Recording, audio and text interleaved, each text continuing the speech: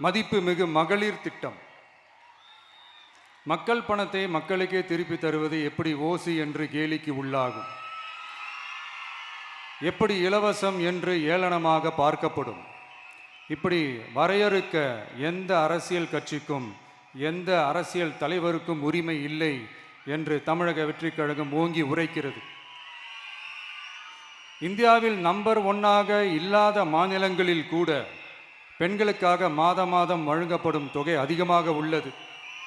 ஆனால் நம்பர் 1 மாநிலம் என்று தனக்குத்தானே தம்பாட்டம் அடித்துக் கொள்ளும் வெற்றி விளம்பர மாடல் திமுக அரசில் மகளிர் உரிமை தொகை என்ற பெயரில் வெறும் 1000 ரூபாய் மட்டுமே வழங்கப்பட்டு வருகிறது.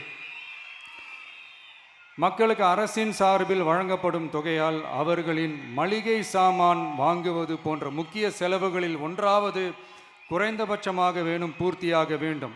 அந்த எண்ணத்தின் அடிப்படையில் யோசித்ததால் நாம் அமைக்க போகும் மக்கள் அரசு இனி 60 வயது வரை உள்ள அனைத்து குடும்ப தலைவிகளுக்கும் மாதம் 2500 ரூபாய்